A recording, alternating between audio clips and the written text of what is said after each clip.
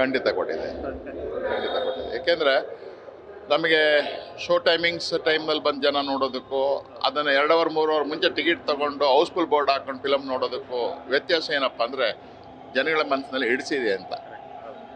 So 2 hour 3 hour ಮುಂಚೆ ಯಾತಕ್ಕೆ ತೊಗೊಬೇಕು ಟಿಕೆಟ್ನ ಅವ್ರ ಮನಸ್ಸಲ್ಲಿ ಬರುತ್ತೆ ಅಂದರೆ ಫಿಲಮ್ ಟಿಕೆಟ್ ಸಿಗೋಲ್ಲ ಅನ್ನೋ ನೋಡಲೇಬೇಕು ಅನ್ನೋ ಒಂದು ಕಾತರ ಏನಿದೆ, ಆ ಕಾತರ ದೊಡ್ಡ ಮನೆಯವ್ರ ಫಿಲಮ್ಗಳಲ್ಲಿ ಇದ್ದೇ ಇರುತ್ತೆ, ಸಹಜವಾಗಿ ಇದ್ದೇ ಇರುತ್ತೆ.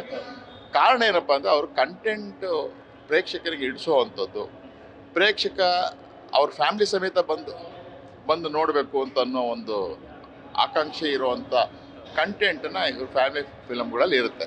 ಸೊ ಸಹಜವಾಗಿ ಇಲ್ಲಿವರೆಗೂ ನಿರಂತರ ಒಂದು 60 ವರ್ಷದಿಂದ ದೊಡ್ಡಬಲ್ಲ ಫಿಲಮ್ಸ್ಗಳು ಅಂತಂದರೆ ಅಲ್ಲಿ ಏನೋ ಒಂದು ಸಬ್ಜೆಕ್ಟ್ ಇರುತ್ತೆ. ನನ್ನ ಮಕ್ಕಳ ಜೊತೆ ಕೂತ್ಕೊಂಡು ಪಿಕ್ಚರ್ ನೋಡಿದ್ರು ನೋಡ್ಬೋದು, ಮುಜುಗರ ಆಗೋದಿಲ್ಲ ಅನ್ನೋ ಒಂದು ಸಬ್ಜೆಕ್ಟ್ ಅವ್ರ ಮನಸ್ಸಲ್ಲಿ ಇರುತ್ತೆ. ಅದನ್ನು ಅವ್ರ ಫಿಲಮ್ನಲ್ಲಿ ನೋಡ್ಬೋದು. ಆ ಹಿನ್ನೆಲೆಯಿಂದ 3 ಅವರ್ 4 ಅವರ್ ಮುಂಚೆ ಹೌಸ್ಫುಲ್ ಆಗ್ತಾ ಇದೆ ಅಂದರೆ ಕಾರಣ ಇಷ್ಟ. ಈ ರೀತಿ ಹೌಸ್ಫುಲ್ ಆದಾಗ ನಮ್ಮ ಪ್ರದರ್ಶಕರಿಗೆ, ಒಬ್ಬ ಥಿಯೇಟ್ರ್ ಓನರ್ ಆಗಿ ಏನಪ್ಪ ಖುಷಿ ಆಗೋದು ಅಂದರೆ ನಮ್ಮ ಚಿತ್ರಮಂದಿರ ನಗ್ತಾ ಇದೆ ಅಂದರೆ ಇಂಡಸ್ಟ್ರಿ ಚೆನ್ನಾಗಿದೆ, ಅಷ್ಟೇ ವ್ಯತ್ಯಾಸ. ಇಲ್ಲಿ ದುಡ್ಡು ಜಾಸ್ತಿ ಕಮ್ಮಿ ಪ್ರಶ್ನೆ ಬರೋದಿಲ್ಲ. ಆದರೆ ಈ ಫಿಲಮು 8 ದಿನ ನಮ್ಮಲ್ಲಿ ಇರುತ್ತೆ, 8 ದಿನ ಓಡುತ್ತೆ. ಅವಾಗ ಎಷ್ಟು ಸಾವಿರಾರು ಜನ, ಏನು ಲಕ್ಷಾಂತರ ಜನ, ಎಷ್ಟು ಜನ ನೋಡ್ತಾರೆ ಅಂದಾಗ ಆ ಕಂಟೆಂಟ್ ಇಂಪಾರ್ಟೆಂಟ್ ಆಗುತ್ತೆ. ಮಾತಾಡ್ತಾ ತುಂಬ ಒಳ್ಳೆ ಮಾತು ಹೇಳಿದ್ದಾರೆ.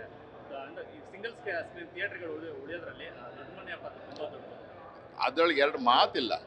ಒಂದು ಸತ್ಯ ಹೇಳ್ತೀನಿ, ನನ್ನ ಥಿಯೇಟರ್ನಲ್ಲಿ ಇವತ್ತು ಶುಕ್ರವಾರ 4700 ಜನ ನೋಡಿದ್ದಾರೆ, ಶನಿವಾರ 4700 ಜನ ನೋಡಿದ್ದಾರೆ, ಇವತ್ತು 4700 ಜನ ನೋಡಿದ್ದಾರೆ. ಅಲ್ಲಿಗೆ 13,200 ಜನ ನೋಡ್ದಂಗಾಯ್ತು.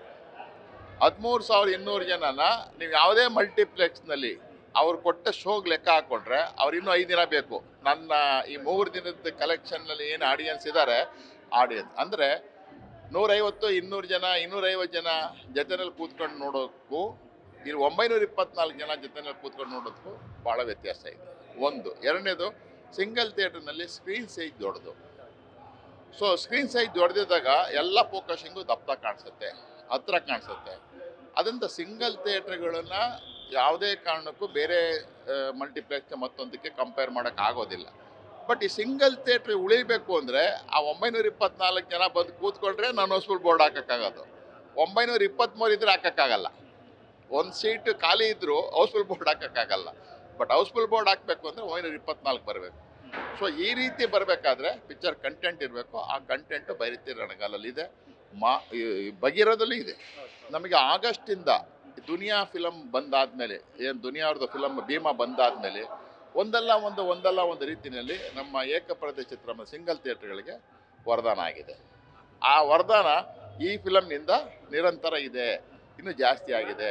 ಈಗ ಒಂದು 100-150 ಚಿತ್ರಮಂದಿರಗಳು ಏನಿತ್ತು, ಆ ಮುಚ್ಚಿದಂಥ ಚಿತ್ರಮಂದಿರಗಳು ಓಪನ್ ಆಗುವಂಥ ಸನ್ನಿವೇಶಕ್ಕೆ ಬಂದಿದೆ. ಈಗ ಬೆಂಗಳೂರಲ್ಲಿ ಇನ್ನೊಂದು ಮಾತು ಸರ್, ಅಂದರೆ ಇಂಡಸ್ಟ್ರಿನಲ್ಲಿ ವೀರೇಶಲ್ಲಿ ಜನ ಸೇರಿದ್ರು ಸಿನಿಮಾ ಗೆಲ್ತು ಅಂದರೆ ಅದು ಸೂಪರ್ ಹಿಟ್. ಆ ಥರ ಪ್ರೀತಿ ಇದೆ. ಆ ಪ್ರೀತಿ, ಪ್ರೇಮ, ಮಮತೆ ನಮ್ಮಲ್ಲಿದೆ. ಆಡಿಯನ್ಸ್ಗಳು ಅಂತ ಹೌದು. ಏಕೆಂದರೆ ಅವರು ನಗ್ತಾ ಇರಬೇಕು ಅನ್ನೋದೇ ನಮ್ಮ ಆಸೆ, ಅವ್ರು ಬರಬೇಕು ಅನ್ನೋದೇ ನಮ್ಮ ಆಸೆ. ಅದಕ್ಕೆ ತಕ್ಕಂಥ ಫಿಲಮ್ಗಳು ಬರ್ತಾ ಇದೆ, ಅದು ಅವ್ರಿಗೆ ಇಷ್ಟಪಡ್ತಾ ಇದ್ದಾರೆ. ಅವ್ರಿಗೆ ಇಷ್ಟಪಟ್ಟಿದ್ದರದಕ್ಕೇ ಇವತ್ತು 51 ವರ್ಷ ನಾವು ಇಲ್ಲಿರೋದು. ಈ ವೀರೇಶ ಚಿತ್ರಮಂದಿರ 51 ವರ್ಷ ಆಯಿತು ಪ್ರಾರಂಭ ಆಗಿ. ಇಲ್ಲಿವರೆಗೆ ಇದ್ದೀವಿ ಅಂದರೆ ಅವ್ರ ಪ್ರೀತಿ ವಿಶ್ವಾಸನೇ ಕಾರಣ. ಕಲೆಕ್ಷನ್ ವಿಚಾರದಲ್ಲಿ ಈಗ ಒಂದು ದಿನಕ್ಕೆ 5 ಶೋಗೆ ನನ್ನಲ್ಲಿ ನಾನು ಹೇಳ್ತೀನಿ, ನಮ್ಮಲ್ಲಿ 5 ಶೋಗೆ, ಒಂದು ಶೋಗೆ 1,30,30,000 ರೂಪಾಯಿ ಆಗುತ್ತೆ. 5 ಶೋಗೆ ಲೆಕ್ಕ ಹಾಕ್ಕೊಳ್ಳಿ ನೀವು, 6,50,000 ರೂಪಾಯಿ ಆಗುತ್ತೆ. ಆಯ್ತಲ್ಲ. ಈಗ 3 ದಿನವೂ ಆಗಿದೆ. ಇಲ್ಲಿ 4 ದಿನವೂ, ನಾಳೆ 4 ದಿನ ಬರುತ್ತೆ. ಈ ಥರ 7 ದಿನಕ್ಕೆ ನಂದೇನಾದ್ರು ಬಂದರೆ ಒಂದು ವಾರಕ್ಕೆ 35 ಲಕ್ಷ ರೂಪಾಯಿ ಆಗುತ್ತೆ, ಹೆಚ್ಚಿಗಾಗುತ್ತೆ.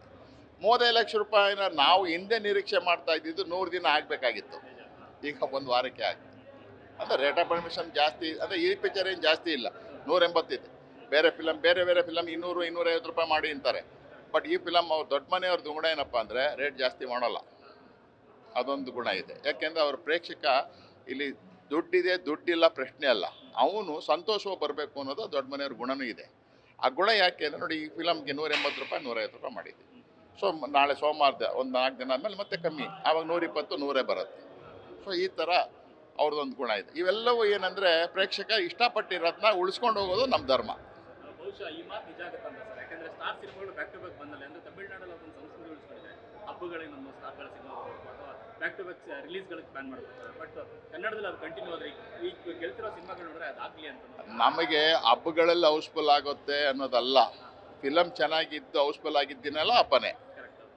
ಬಟ್ ಬ್ಯಾಕ್ ಟು ಬ್ಯಾಕ್ ಸಿನಿಮಾಗಳು ಬರ್ಬೇಕು ಸ್ಟಾರ್ಗಳು. ಖಂಡಿತ ಬರಬೇಕು. ಬರಬೇಕಾದ್ರೆ ಸಬ್ಜೆಕ್ಟ್ ಬೇಕು.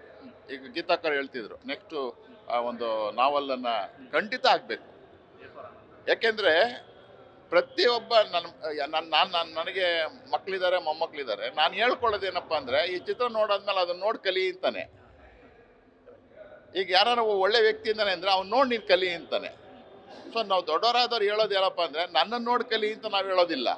ನಾನು ದೊಡ್ಡವನಾಗಿದ್ದ ನನ್ನ ಮಕ್ಕಳಿಗೆ, ನನ್ನ ಮೊಮ್ಮಕ್ಕಳಿಗೆ ಹೇಳೋದು ಏನಪ್ಪ ಅಂದರೆ ಇಲ್ಲ ಚಿತ್ರ ನೋಡಿ ಕಲಿ, ಇಲ್ಲ ಒಳ್ಳೆ ಚಿತ್ರ ನೋಡಿದ್ರೆ ಕಲಿ, ಇಲ್ಲ ಒಳ್ಳೆ ವ್ಯಕ್ತಿ ಇದ್ದಾರೆ ಅಂದರೆ ಅವ್ರ ಗುಣ ನೋಡಿ ಕಲಿ, ಒಬ್ಬ ಒಳ್ಳೆ ಸಾಧನೆ ಮಾಡಿದ್ದಾರೆ ಅಂತ ಅವ್ರು ನೋಡಿ ಕಲಿ, ಇದನ್ನೇ ನಾವು ಹೇಳೋದು. ಸೊ ನಾವು ಚಿತ್ರರಂಗದರಾಗಿ ಚಿತ್ರ ಚೆನ್ನಾಗಿದೆ ಅಂದರೆ ಚಿತ್ರ ನೋಡಿ ಕಲೀರಿ ಅಂತಲೇ ನಾವು ಹೇಳೋದು.